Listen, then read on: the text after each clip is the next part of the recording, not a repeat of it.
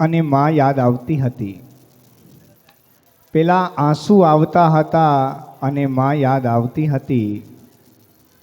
આજે વીરેન અને પ્રતીકને માતાની યાદ આવે છે અને આંખમાંથી આંસુ આવે છે.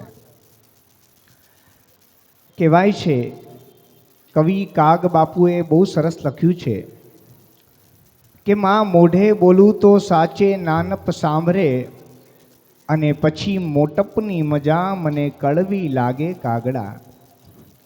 માતા એટલે સ્નેહનું સરનામું. અને કહેવાય છે કે આ દુનિયામાં આપણને બધા ઓળખે છે, પણ આખી દુનિયા કરતાં જે 9 મહિના વધારે ઓળખે છે ને એ હોય છે માં. દુનિયામાં એક જ એવી વ્યક્તિ છે જે આપણને 9 મહિના વધારે ઓળખે છે. ત્યાગ અને સમર્પણની મૂર્તિ એટલે માં. એટલે જ એક તત્વચિંતકે બહુ સરસ કહ્યું છે કે માં હસે તો સરસ જીવી જવાશે. માં હસે તો સરસ જીવી જવાશે, અને માં રડે ને તો એકદમ ત્યાં ને ત્યાં ઠંભી જવાશે. આજે 52 વર્ષની ઉંમરે તમે દક્ષાબેનની તસવીરને ધ્યાનથી જોશો ને તો તમને ગીતાનો સાર સમજાઈ જશે. કારણ કે ત્યાં જ વૈકુંઠ, ત્યાં જ કાબા, ત્યાં જ કાશી, તીર્થ ક્ષેત્રની બધી જ યાત્રાઓ એક જ ચરણમાં અને એક જ ખોળામાં મળી જાય, એ છે માતા. અને કહેવાય છે ઈશ્વર દરેક જગ્યાએ પહોંચી નહોતો શકતો એટલે એને માનું સર્જન કર્યું.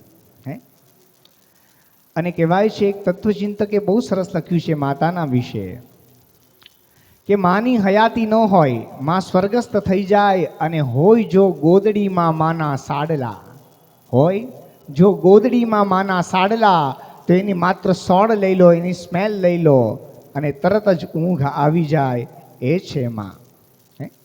અને કહેવાય છે કે રસ્તામાં ચાલતા ચાલતા પગમાં ઠેસ વાગી જાય ને તો એક ઉદ્ગાર નીકળી જાય, ઓ માં, એ છે માં.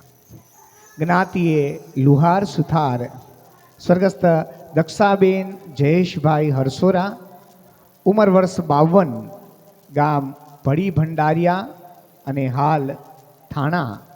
તેઓ ગંગા સ્વરૂપ કાંતાબેન અને સ્વર્ગસ્થ દલપતભાઈ અમૃતલાલ હરસોરાના વહુ, જયેશભાઈના પત્ની, વીરેન અને પ્રતીકના માતૃશ્રી, અશોકભાઈ, ચેતનભાઈ અને ભાવનાબેનના તેઓ ભાભી, સોનલબેન અને વૈશાલીબેનના જેઠાણી, રાહુલ, કુશલ અને નિધિના તેઓ ભાભુ, સાગરભાઈ અને નિશાબેન જીગરકુમાર ડોડિયાના તેઓ મામી, ભાગ્યેશ્રીબેનના તેઓ મામીજી સાસુ, પિયર પક્ષે ગામ ખાકબાઈ એટલે રાજુલા અને હાલ બોરીવલી મુંબઈ, ગંગા સ્વરૂપ મુક્તાબેન અને સ્વર્ગસ્થ લવજીભાઈ ત્રિકમભાઈ પરમારના તેઓ દીકરી, વિજયભાઈ અને સ્વર્ગસ્થ નીતાબેન ભરતભાઈ ચિત્રોડા, વર્ષાબેન અમિતકુમાર કવૈયાના તેઓ બેન, સંગીતાબેનના તેઓ નણંદ,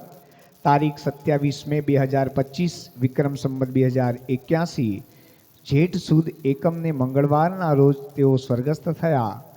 પરમ તત્વ પરમાત્માને એ જ પ્રાર્થના કરીશું કે હે પરમાત્મા, આપના શરણે જે જીવ આવ્યો છે એની માટે મંગલ મંદિર ખોલો દયામલ, મંગલ મંદિર ખોલો.